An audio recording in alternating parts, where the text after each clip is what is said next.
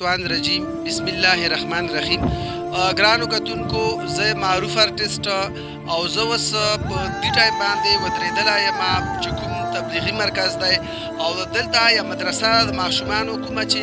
فی الحال د تعمیراتي کارو په وجه باندې د فاطمه روډ نه دلته رامنتقل شوې ده او د هغې مدرسې نوم دی دارالارقم لنډي کوتل. نو دلته که تاسو ګورئ مونږ سره یو بهترین یو کس ودرېدلی دی کوم چې په لنډي کوتل کې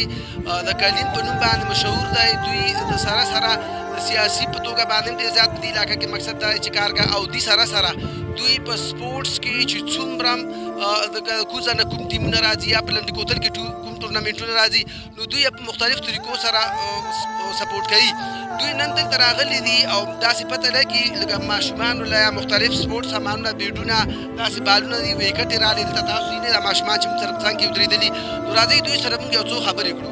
السلام علیکم. وعلیکم السلام. شکر ده الحمدلله الله مهرباني ده. دا معلومات ورکړئ چې دا سپورټ سامان تاسو لکه څنګه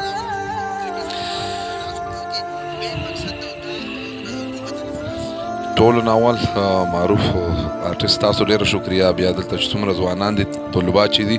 هغه موږ ډېره شکریا ادا کوو چې دا موږ داسې خیبر فورس کلب چې کوم یو تنظیم دی هغه تاسو ته پته مختلفو خلکو سره په رابطه کې څنګه چې سپورټ ډپارټمنټ دی داسې نور ویلفیر فارمونه دي لکه اوس چې کوم سامان دلته مختلفو مدرسو له راوړی دی هغه موږ د خیبر سپورټس ویلفیر فارم خیبر سپورټس کلب او دا طلبا هغه ډېره شکریا ادا کوي چې دلته ماشومانو ته څه بالونه او بیټ او ویکټې او دا دلته وصول کړي او وریا کړي وله او مونږ ته وصول کړي او مونږ دوی ته وصول کړي که نه نو دا ډېره ښه خبره لکه طلبا لکه دیني وي او که دنیاوي تعلیم وي او که دیني تعلیم وي هغه سره سره کیل کود ځکه ضروري دی چې انسان چې انرجیټک نه وي نو په مختلفو بیماریو باندې هغه بالکل بیا په مختلفو بیماریو شکار کوي او په کار دی چې هغه هر څوک وي چې په ژوند کې څه نه څه کیل کود شامل کا او د خپل ژوند مخکې ژوند چې هغه ښه کا. ډېره مننه خوشحال اوسئ کلیم بھائی. کتونکو تاسو ته پته ده لکه څنګه چې مونږ یو چې صحت چې دی دا ضروري نعمت دی او په دې کې ځکه شک نشته دی لکه څنګه چې مونږ دغه بدن له ښایسته کپړې ورکوو داسې مونږ د ښه بدن دپاره خوراک وړو ښه خوراک وړو چې ځکه چې مونږ یو سترګه یا یو پښتورګی یا مقصد دی چې د بدن هر یو پرزم چې دا مونږ په کروړو روپو باندې نشو اخیستی. تاسو به کتلي چې کله هم تاسو ډاکټر له لاړ شئ یا خدا نخواسته یا ګردې اپریشن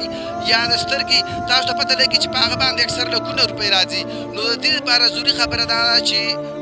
کوم چې دا کیل کود دی دا هم د صحت لپاره ځکه ضروري دی او که تاسو کتلي باقاعده په دغه باندې حکومت په ګورنمنټ سکولونو او کالجونو کې باقاعده ټیچران اخیستي دي کوم ته چې مونږ پی ټي آی یو